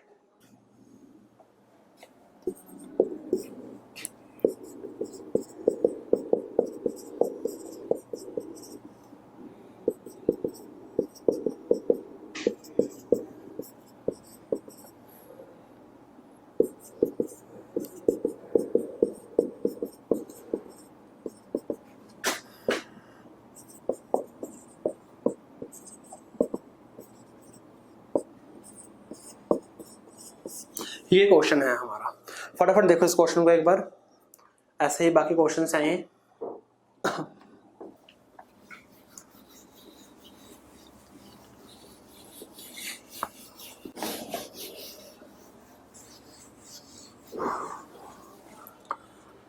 देखो दो रिएक्शन हमें गिवन है और दोनों का ही हमें ईएमएफ गिवन है, दो रिएक्शन गिवन है, दोनों का ही हमें ईएमएफ गिवन है। इस तीसरी रिएक्शन का हमें ईएमएफ को कैलकुलेट करना है। ओके, ये क्वेश्चन है, दो रिएक्शन है, दोनों का हमें ईएमएफ गिवन है, तीसरे का हमें ईएमएफ निकालना है। तीनों रिएक्शन अलग अलग है, ये Fe2 पॉजिटिव से Fe जा रहा है, ये Fe3 पॉजिटिव से जा रहा है, ये Fe3 से 2 पॉजिटिव जा रहा है। ओके चलो, इस तीसरी रिएक्शन का निकालना है हमने, इस तीसरी रिएक्शन का निकालना है। ओके चलो, जिसने x2 माइनस x1 किया वो तो बिल्कुल ही गलत है जो कर रहा है ऐसे। देखो अब क्या है कि मेरे को ना इन दोनों को रीअरेंज करके मेरे को ये इक्वेशन बनानी है। पहले सुनो यार, कुछ जो भी आंसर कर रहे हो गलत है ये। इन दोनों को रीअरेंज करके हमें ये इक्वेशन बनानी है। दोनों को रीअरेंज करके ये इक्वेशन कैसे बन सकती है? ये इक्वेशन मेरी नंबर 1, ये इक्वेशन नंबर 2 और ये इक्वेशन मेरी 3 मेरे को बनानी है 1 और 2 की हेल्प से। मेरे को Fe3 पॉजिटिव यहाँ चाहिए, 2 में मेरे को मिलेगा। Fe2 positive right hand side चाहिए, फर्स्ट इक्वेशन में लेफ्ट हैंड साइड है। तो अगर मैं पहली इक्वेशन को रिवर्स कर दूं, अगर मैं पहली इक्वेशन को क्या कर दूं, रिवर्स कर दूं, तो रिवर्स करने पे क्या होगा, Fe कहां गया, 2 इलेक्ट्रॉन। बात सही है ये, पहली इक्वेशन को मैंने क्या किया, रिवर्स किया। अब देखो इसके, अब बताओ मेरे को ईएमएफ कितना होगा, इस रिएक्शन का ईएमएफ कितना होगा, इस रिएक्शन का ईएमएफ कितना होगा? हाँ -x1 होगा। पहले Fe2 पॉजिटिव से Fe जा रहा था, पहले क्या हो रहा था इसका, पहले इसका रिडक्शन हो रहा था, अब क्या हो रहा है, अब इसका ऑक्सीडेशन हो रहा है, तो ईएमएफ क्या हो जाएगा, बिल्कुल चेंज आएगा, नेगेटिव में आ जाएगा। सो अब की बार जो E1 होगा ना वो -x1 होगा। बात सही है ना ये? हाँ, इस चीज का ध्यान रखना है। दूसरी इक्वेशन को सेम लिखो, Fe3 positive plus 3 electron gives Fe। इसका ईएमएफ E2 कितना है, x2 ही रहेगा। दोनों को ऐड करोगे, ऐड करने पे इक्वेशन मिल जाएगी Fe3 positive plus electron gives Fe2 positive. इससे ये कैंसिल होगा, इलेक्ट्रॉन यहाँ पे एक बचेगा, एक आएगा। इसका हो गया E3, ये हमें निकालना है। इतना सही है ये नहीं सही, पहले ये बताओ।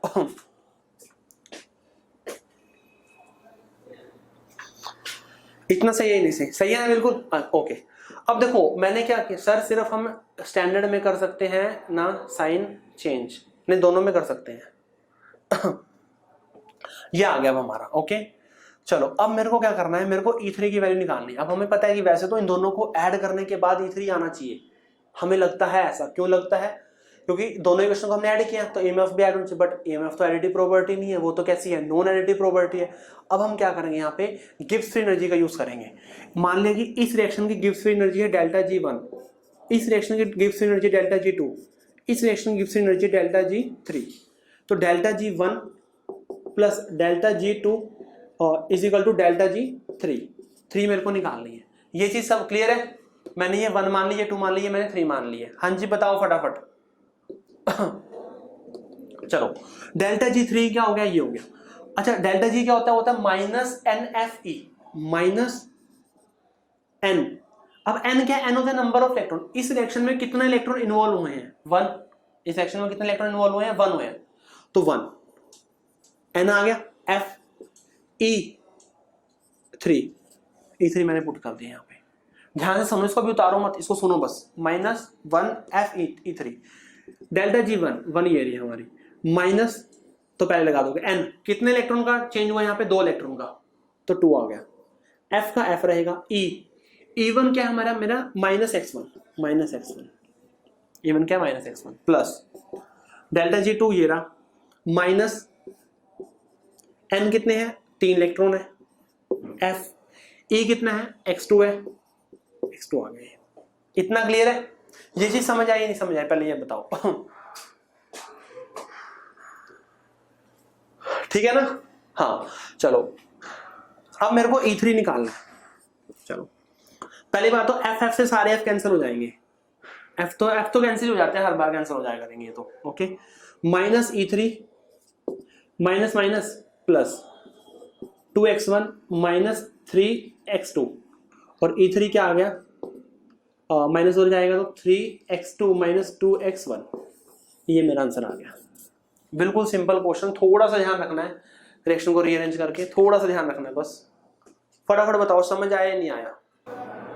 दो और क्वेश्चन में फिर इस तरह के, हाँ इसको उतार लो, मैं 2-3 क्वेश्चन फटाफट लिख रहा हूँ, ये आपने करना है। इधर वाला उतारना है किसी को, मतलब क्वेश्चन सिंपल है ये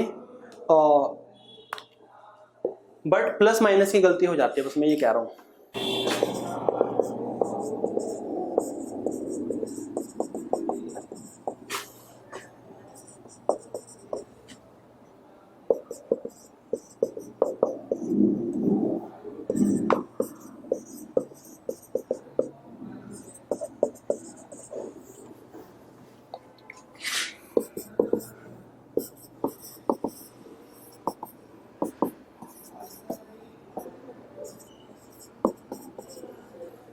चलो एक क्वेश्चन तो ये हो गया, दिख रहा है वहां पे ना सारा सही।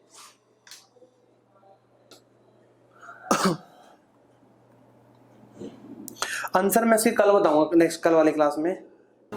चलो इतना ही कर लेना 3-4 क्वेश्चन। सर मल्टीप्लाई रिएक्शन के कांस्टेंट विद एमएफ चेंज, क्या कह रहे हो भाई। फर्स्ट क्वेश्चन बोल दो, क्या बोलना है क्वेश्चन में। दो रिएक्शन गिवन है, देखो ब्रैकेट में इसको साथ में आपको ईएमएफ गिवन है।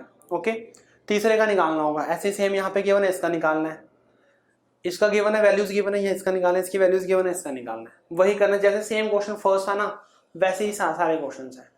पहले क्वेश्चन को एक बार दोबारा देखना फिर करना, जो भी डाउट हो डाउट लेना ना। Okay thank you so much.